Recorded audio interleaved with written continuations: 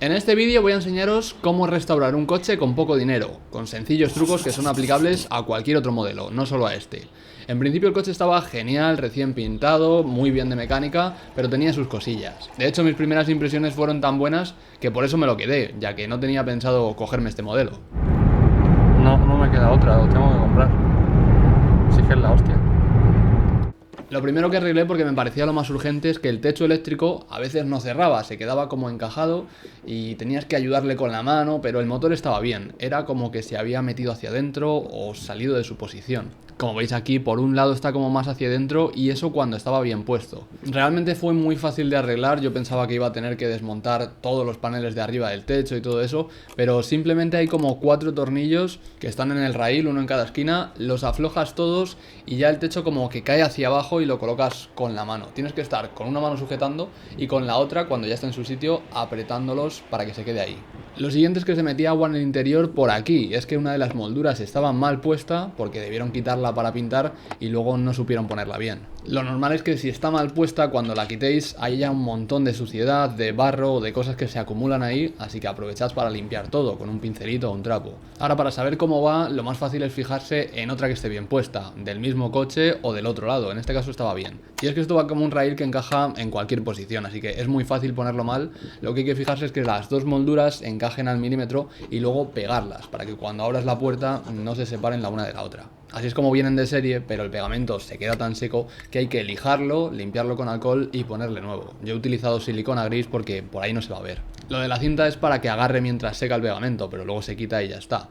Y después de tener solucionado el tema de que no entrase agua en el interior, me puse con él. Estaba sucio sí, pero al menos no tenía manchas como otros coches que he comprado, sino que era de dejadez, de no haberlo limpiado nunca. Esto es un cabezal para la aspiradora como de tubitos que se supone que se meten en los recovecos, pero era una basura, así que lo acabé limpiando todo a mano. El volante estaba lleno de mugre, o sea, limpiabas 1 centímetro pasando un poquito el trapo y salía negro. Y el resto del interior, bueno, lo veis en las imágenes, estaba al mismo nivel, todo lleno de polvo, de arenilla, de comida supongo. Así que os voy a enseñar el antes y el después, que así es como quedó después de limpiarlo. Aquí lo máximo que hice fue pulir la insignia del volante, pero el resto todo simplemente limpiando. El truco está en utilizar un acondicionador de plásticos o hidratador. Y yo esto lo uso para todo. Si habéis visto mis vídeos anteriores lo sabréis, pero vale tanto para dentro del coche, para afuera, para los plásticos del motor, las gomas de las ventanillas, vale para todo. Y lo que hace es recuperar el color, la textura, la flexibilidad y también proteger del sol, porque por ejemplo la parte de arriba del volante siempre le pega bien el sol del parabrisas y se desgasta mucho. Lo siguiente fue quitar esta puertecita plegable, que estaba rota como en trozos, así que la quité entera simplemente tirando y lo que hice fue poner ahí un lector de USB, de Bluetooth, para conectarlo a la radio, que no tiene estas cosas. Entonces lo pongo aquí, que no sabía muy bien cómo dejarlo, pero al hacer hueco quitando la persianita esa, quedaba perfecto, por ahí no se veía ni un cable y estaba súper accesible.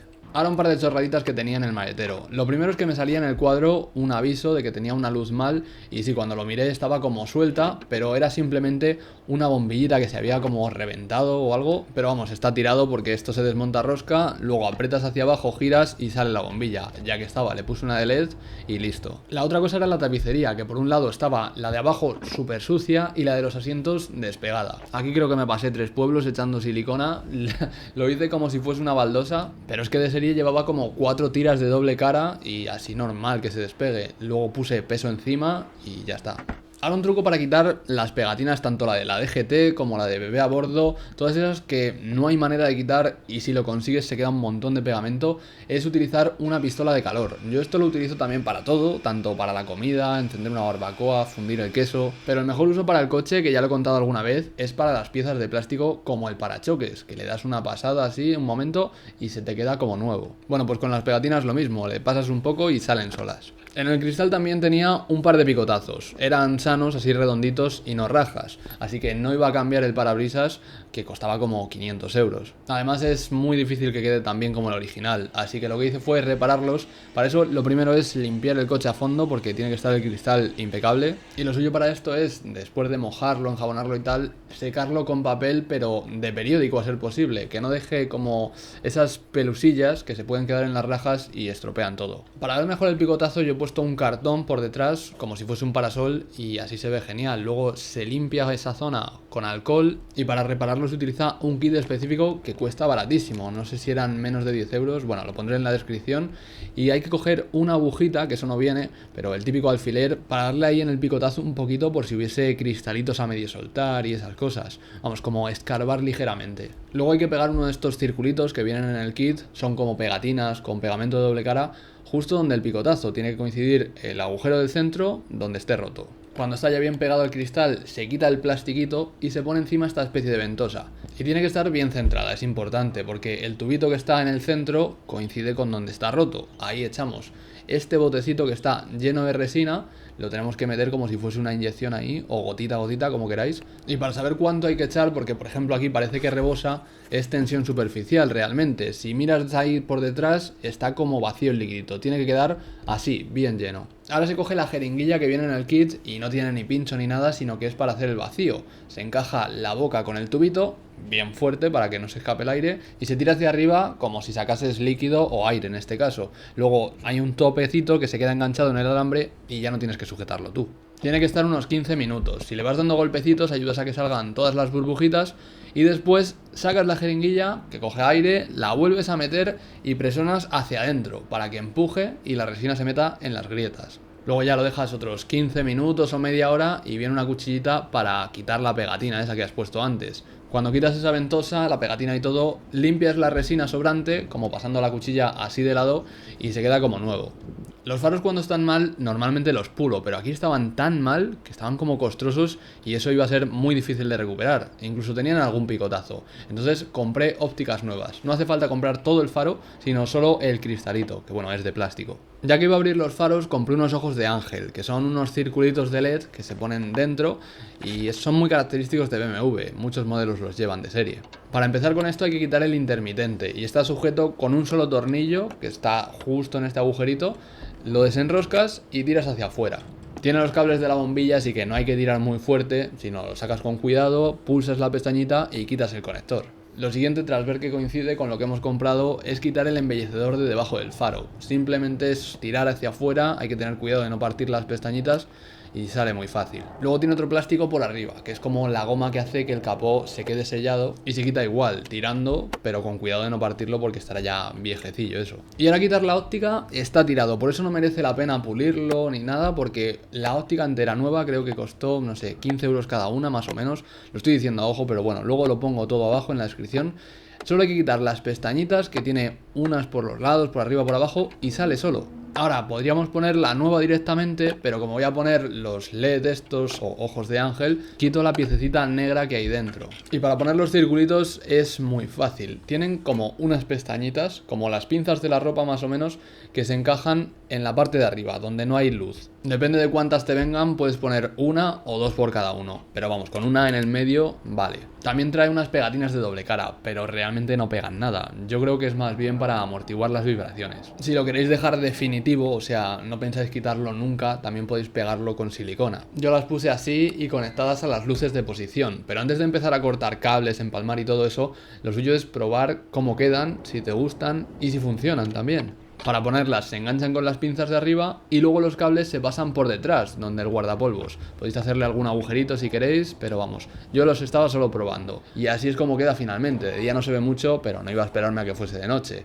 A mí no me convencía mucho porque llamaban demasiado la atención, entonces las quité y cerré el faro. Pero si os gustase, solo tendríais que dejarlos ahí y cerrar igual. Realmente en este modelo es una gozada porque abrir el faro o cerrarlo es tan fácil como un bote, o sea, como la tapa de un bote. Luego solo hay que comprobar que todas las pestañas estén bien pilladas, poner los conectores del intermitente y que encaje justo donde el tornillo. Aunque como veis aquí no encaja perfecto y es porque tiene que pillar su posición, como encajarlo sobre raíles, meterlo hacia adentro y luego apretar el tornillo de arriba. Para terminar se pone el embellecedor de abajo con unos golpecitos y la goma de por arriba. Tras esto toca hacer lo mismo en el otro faro.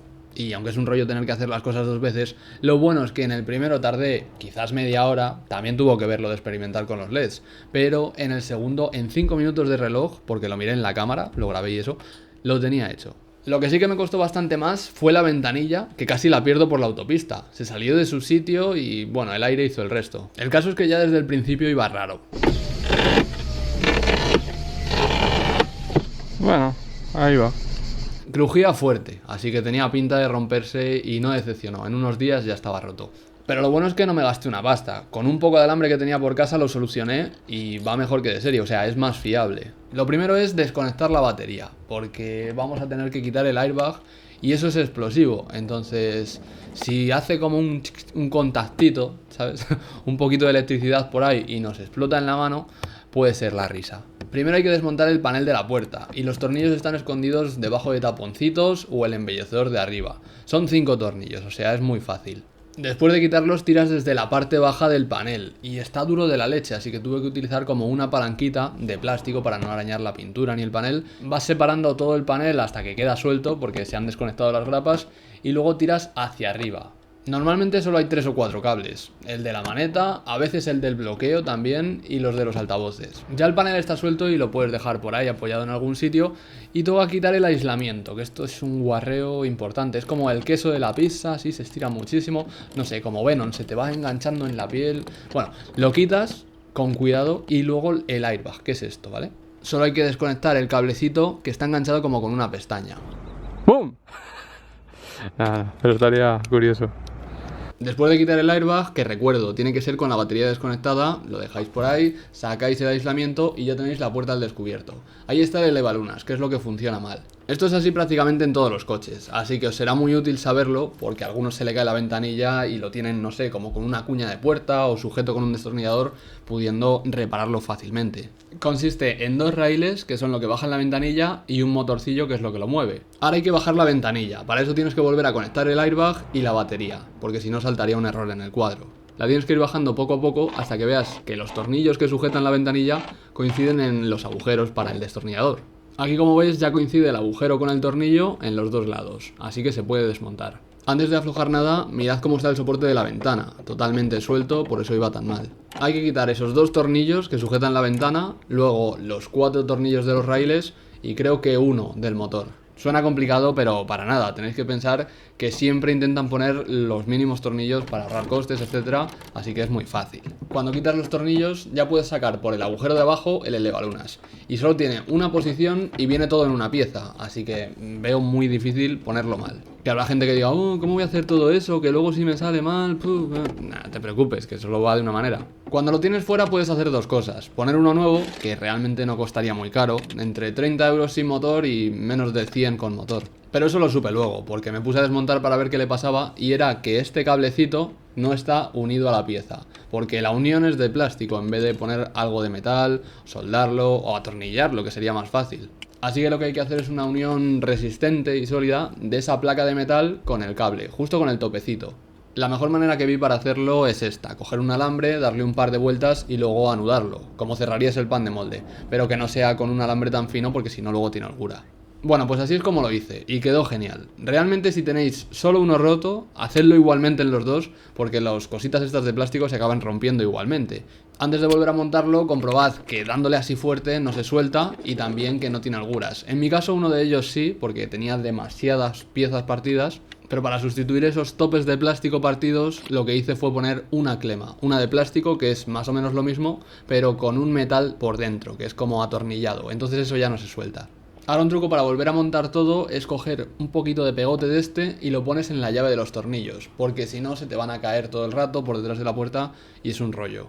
Aquí, como no, había otra pieza de plástico, esa roja, pero en uno de los lados estaba partida. Lo que hice fue poner una arandela de metal y ya está.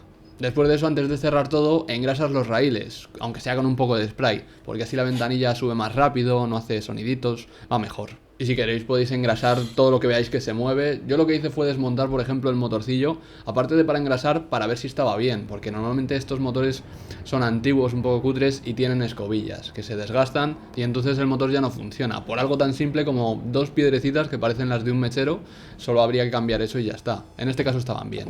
Y tras esto volví a montar todo, que como digo son 5 o 6 tornillos, así que si os pasa no seáis cagaos y arreglarlo, porque en menos de una hora de trabajo y con un poco de alambre ya veis que la ventanilla funciona genial. Aunque también te digo, no hace falta arreglarlo de forma casera. Si ves que está muy mal, compras otro nuevo y ya está. Yo lo hice, por si acaso mi solución no funcionaba, pero va genial, así que ni lo he puesto. Lo siguiente fue hacerle el mantenimiento básico, aceite, filtros, anticongelante, pero de esto prácticamente no grabé nada porque me pilló un momento que tenía tiempo, no estaba lloviendo, así que cogí un cartón, subí el coche a un bordillo y me metí por debajo. Casi no cabía, así que hacerlo con la cámara ya era imposible, pero bueno, es quitar este tornillito y ya está. Supongo que ya sabréis hacerlo porque lo he enseñado en más vídeos, así que ni hace falta explicarlo. Lo llenas por arriba, que la varilla esté a su medida y listo. Con el anticongelante sí que me pasó algo curioso porque de serie tiene como un palito medidor y yo lo estaba llenando, veía que no salía nada, estaba rebosando eso, pero el palito no asomaba y es que debe ser que lo han quitado. También hay un tornillo que si lo quitas al llenar, sale por ahí el sobrante y el aire, que se quedan como burbujas. Otra cosa es que al coche le quitaron la mayoría de los emblemas, tanto el de las ruedas como el del capó. Y diréis, ¿y para qué quita alguien los logos? Bueno, pues para ponerlos en sus coches aunque no sean de esa marca. Y parece algo ridículo que pensarías, nah, ¿quién se va a creer que esto es un BMW? Eso pasará en países donde apenas tienen coches. Bueno, pues lo he visto en mi barrio también.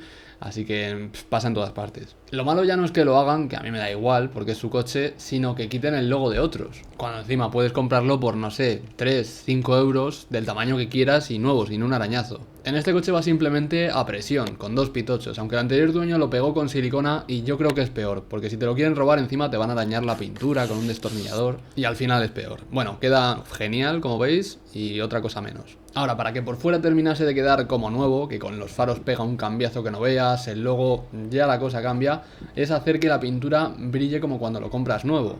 Para esto lo normal es pulir, encerar, hacer esas cosas que aparte de tiempo y también un poco de habilidad, requieren gastar dinero. Así que lo que recomendaría para que cualquiera pueda hacerlo por prácticamente nada es utilizar al final del lavado un líquido de limpiaparabrisas repelente para todo el coche.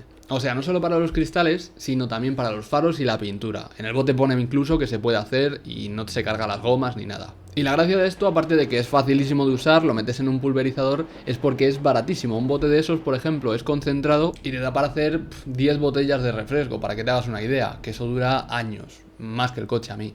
Entonces cuando, por ejemplo, como yo, te haces un viaje de 500 kilómetros y luego te metes en unas dunas que encuentras por ahí, aunque los neumáticos se ensucien de arena, el coche brilla perfecto. Porque el repelente lo que hace es que la arena no se quede como pegada, el agua no deje marcas, sino que resbale todo. Entonces tienes que limpiar mucho menos el coche y queda genial durante meses. Ahora sobre los típicos comentarios de ¿por qué no le quitas esas ruedas? Pon unas llantas de M3, no sé qué. Bueno, a mí, aparte de que no me gustan así tan grandes y tan bajo perfil, es que cuestan dinero, que luego no vas a recuperar con la venta y yo suelo tener poco los coches. Así que me gusta el coche así y por ahora no lo voy a hacer.